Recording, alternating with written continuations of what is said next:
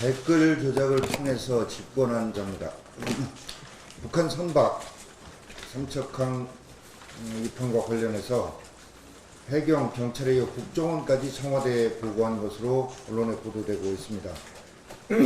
사건 당일 국방부가 긴급대책회의도 열었다고 전해졌는데 이틀 뒤에 버젓이 축소 왜곡 조작된 발표를 했습니다. 각종 의혹들이 쏟아져 나오는데도 청와대와 군은 조사 중이라는 말만 되풀이합니다. 북한이 쏜 탄도미사일을 아직도 분석 중이라고 하는 얘기와 함께 정말 블랙 코미디가 아닐 수 없습니다. 게다가 북한에서 유행하고 있는 아프리카 돼지열병에 대한 검역은 입항한 지 엿새 만에야 이루어졌습니다. 안보 구멍에 이어서 방역 구멍도 뚫렸지만 사과 한마디 없습니다. 방금 원내대표께서 언급하신 교과서 불법 왜곡 조작은 또 어떻습니까? 정권 입맛에 맞게 초등학교 6학년 사회교과서 213군데나 고치면서 집필 책임자가 수정 거부하자 참여연대 관계자 동원해 수정하고 참석하지도 않은 회의에 마치 참석한 것처럼 서류를 조작했을 뿐만 아니라 도둑 날인까지 하는 불법을 저질렀습니다. 이런 범죄 윗선의 개입이나 지시 없이 이루어질 수 있었겠습니까? 최종 윗선이 누구인지 반드시 밝혀내야 합니다. 또 이 정권의 주특기라 할 수 있는 일자리 통계 조작과 관련해서 이제 금감원까지 나섰습니다. 정부가 민간은행 일자리 창출 성과를 공개하였다며 일자리 압박에 나서자 금감원이 통계 산정 기준을 바꿔서 마치 일자리가 늘어난 것처럼 꼼수를 부렸습니다.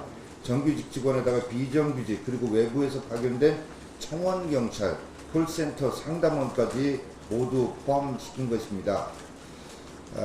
지난해 금융권에서 대규모 희망퇴직이 이루어졌습니다. 그리고 은행 점포수가 지속적으로 감소해 왔는데 한마디로 국민들한테 이 사기를 치는 통계 조작을 한 것입니다.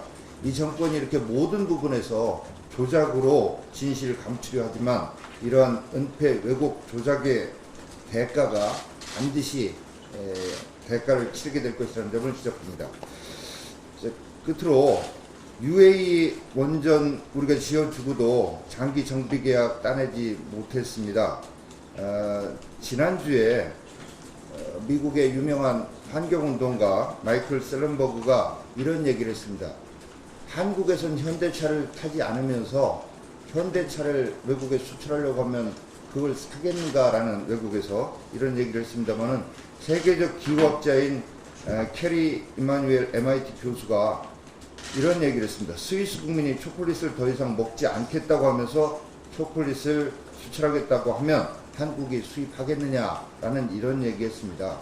지금 문재인 정권이 하고 있는 일이 얼마나 말이 안 되는 이런 일을 하고 있는지 세계적인 조롱거리가 되고 있다는 것을 알아야 할 것입니다. 사우디 왕세자가 방한했고 사우디 원전에 대해서 문재인 대통령이 논의할 거라고 합니다. 그 전에 탈원전 포기 선언부터 하고 원전에 대한 논의를 해야 할 것이라고 지적합니다. 이상입니다.